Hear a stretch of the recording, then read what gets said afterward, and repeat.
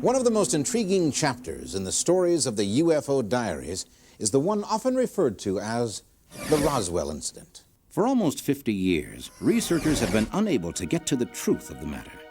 Did a flying saucer, some kind of unearthly spacecraft, crash near Roswell, New Mexico, early in July of 1947? Has the U.S. government recovered it and kept it hidden all these years?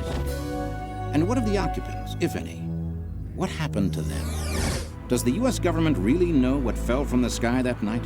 And if they do, will they admit it? And why, after 50 years, do UFO researchers still say it's crucial that we learn the truth?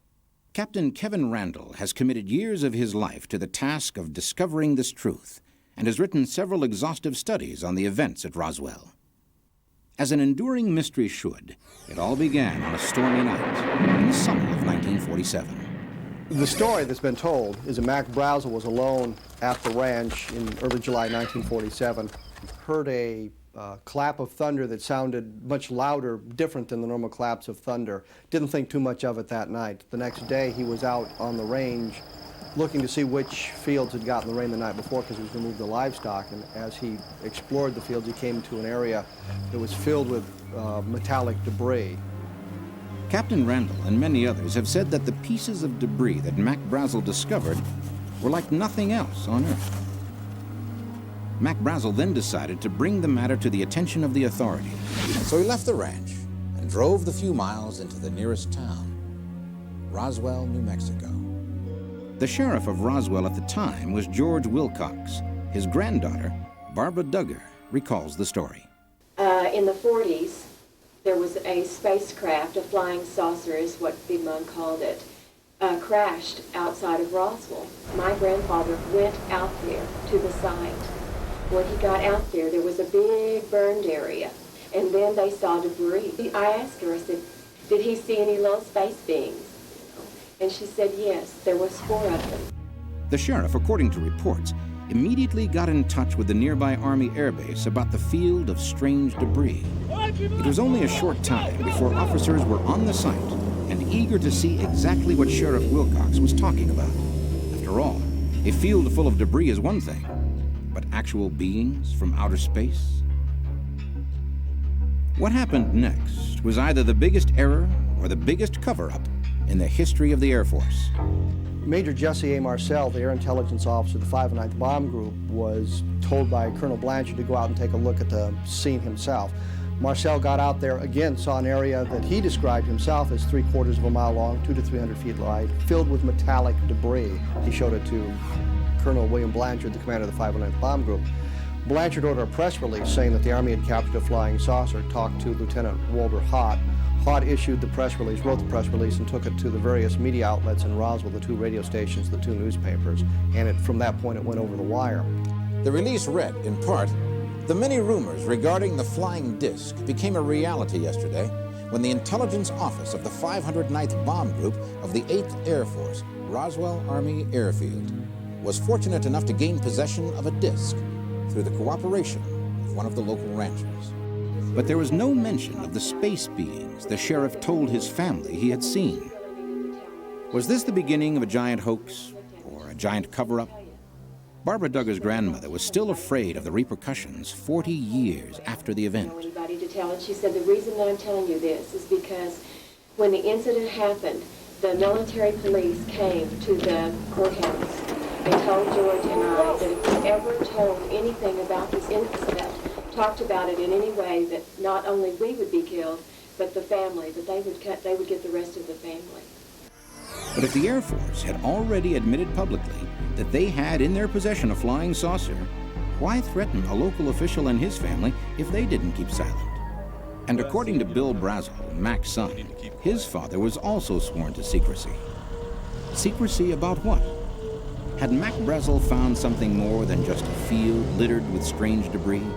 This is basically the point where the Roswell incident becomes a whole series of different mysteries, and they kind of crisscross one another. Because if Colonel Blanchard admitted they had a more or less intact flying saucer, then clearly somewhere they had more than just the small bits of metallic debris reported by Mac Brazel.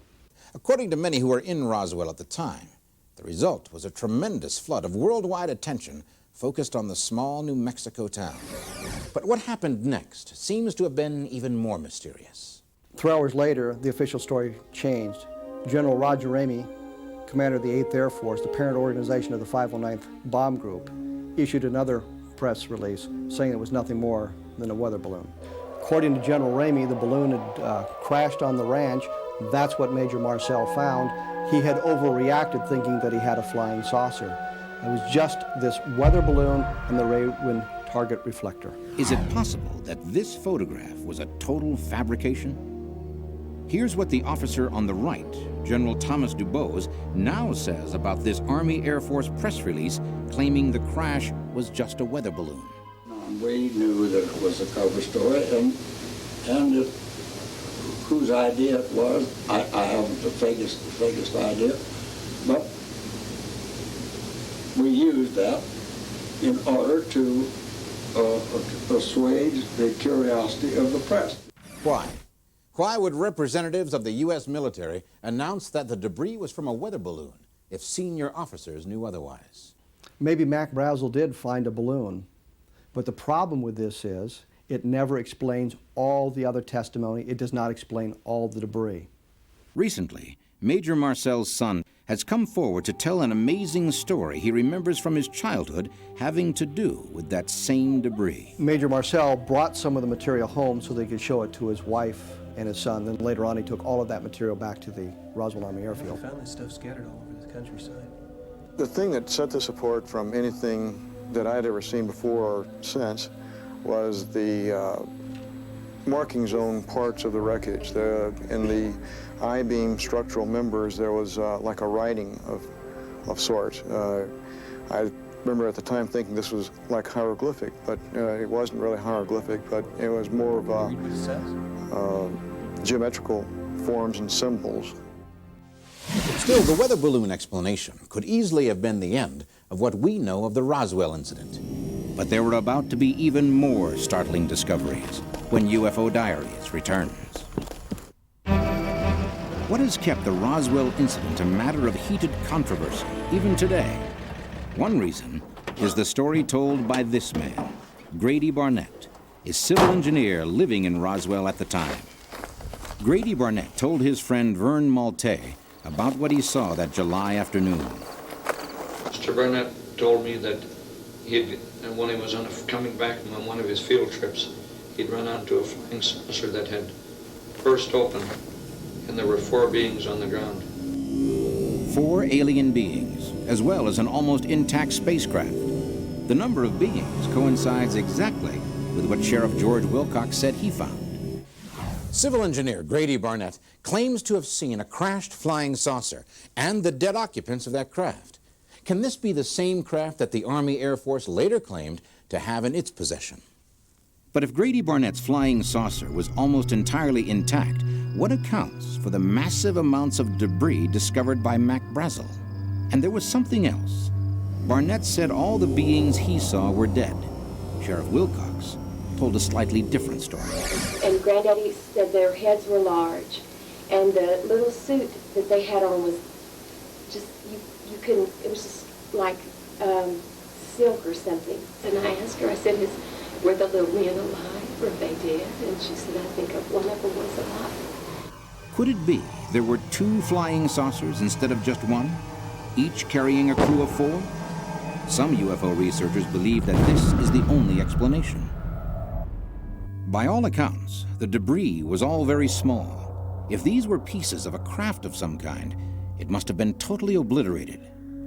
Based on first-hand accounts of other people who were involved, it's clear that the solution to the mystery was going to be found miles away from the Brazel Ranch, much closer to Roswell. Since the vessel was made of such super strong material, whatever destroyed it must have been a tremendous force. And what about the material found at the Mac Brazel Ranch? By all accounts, the debris was clearly not something from this earth. The material discovered at the debris field defied all attempts of the people to explain what it was. The foil could not be cut. The wood-like material couldn't be whittled. It couldn't be burned. So clearly we have material that is not like anything that was available in our society in 1947. Is it possible that the pieces of debris found on the ranch were really something quite natural? For example, could they have come from a meteorite? Well, a meteor would enter the Earth's atmosphere at, of course, very high speed, and once it meets the resistance of the Earth's atmosphere, it begins to burn up and lose, of course, its size. And what's more, a meteor that landed with an audible impact would have left a gigantic impact crater, such as the one in Arizona. Whatever struck the ground in New Mexico left no crater. Did create a gouge in the terrain, but that's more suggestive of some kind of a controlled crash than something falling out of the sky. Some have suggested then that the debris could easily have been the wreckage from a top-secret spy plane. During the late 1940s, the former Soviet Union was very curious about American nuclear bomb experiments, which were conducted only 100 miles from Roswell. A spy plane trying to capture these secrets would logically fly to that part of the country. The Soviet Union had nothing of the kind in 1947. In fact, using Freedom of Information, we checked to see if any Soviet aircraft had penetrated the coastal defense zones in 1947.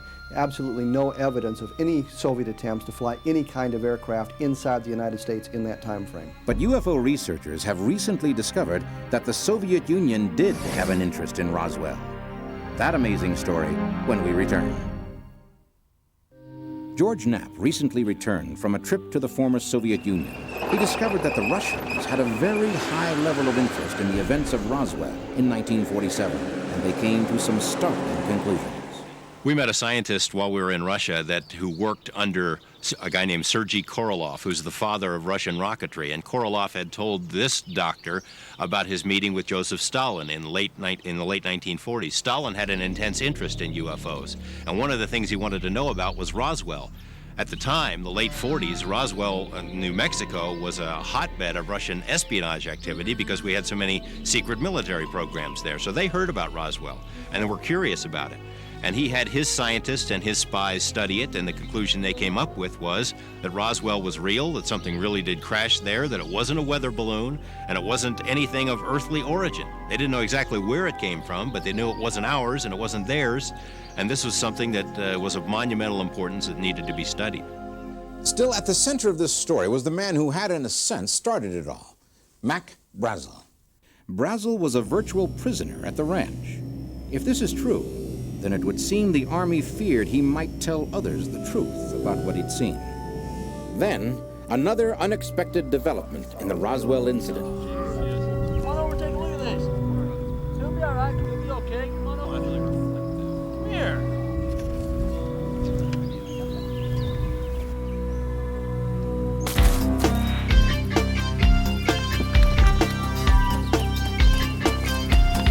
There he goes! Hey! Get him! Where'd he go? Where'd he go? Over there. This way, there. Come on.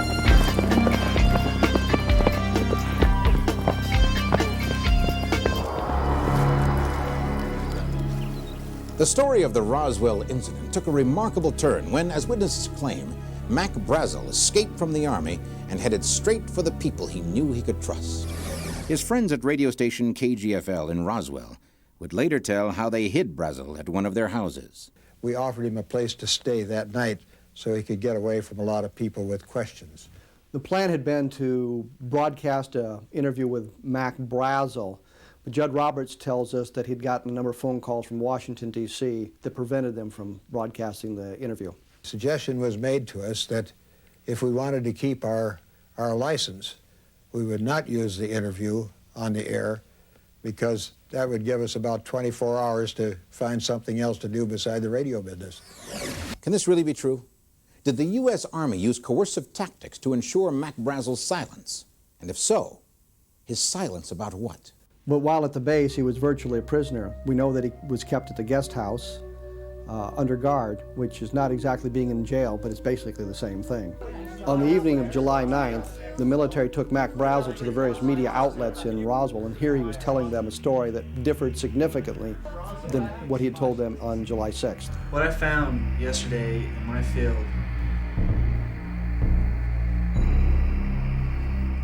was a weather balloon. What? A weather balloon. What about you. Mr. Bradley.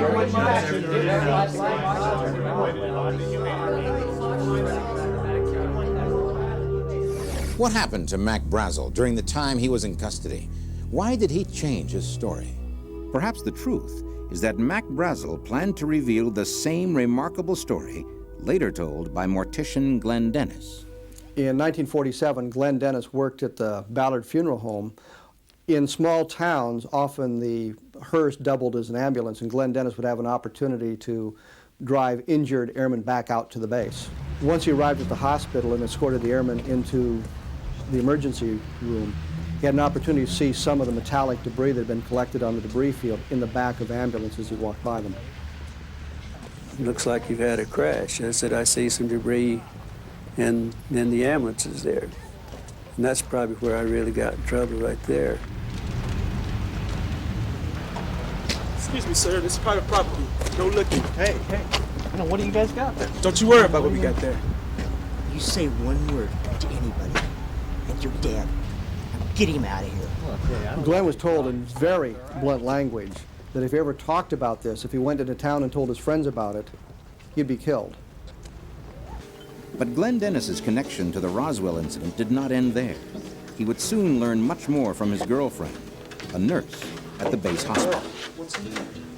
And this was a young second lieutenant, a very deeply religious lady. She was born and raised in a very strict Catholic family. She was going into this examination room that was across the hall. She was going in to get some supplies, and when she walked in the door, there was two doctors there. She started out the door and said, "You stay here, we've got to have you." And what it was, they were examining, she told me, 3 bodies, foreign bodies. And she said 2 of them were very mutilated. That was then, she said, "I've got to go back to the barracks." He said, "I am deathly ill and I've got to go back to the barracks." And then that was the last time I ever saw her. The next day, I called out. I wanted to see how she was doing and how she was feeling. And they said that she'd been transferred out. And they didn't know where, but she was no longer there at the air base. What happened to the nurse who was pressed into duty on that fateful July day? Did she see, perhaps even work on, the bodies described by Sheriff Wilcox? Could this really have happened? And if so, are the bodies even related at all to the debris found by Mac Brazel? If this is the real solution to the Roswell mystery at last, it unfortunately only raises other equally difficult questions. If there were 2 saucers, or one that broke into 2 pieces, where are all of those pieces now? And if the alien pilots really were taken away from the crash site, what became of them? Sappho Henderson, the widow of an Air Force pilot flying out of Roswell at the time, claims to have the answer. I guess if they're putting in the papers now, it's no longer a top secret. And he said, he bought the papers, and we went to the car, and he said, "Read those." And I read the article, and he said, "It's a true story." He said, "Not only did I know about it, but I'm the pilot that took the crashed saucer to Dayton, Ohio." Was undeniable proof of extraterrestrial life carefully transported to Dayton, Ohio, and hidden away? In a moment, amazing answers when UFO Diaries returns.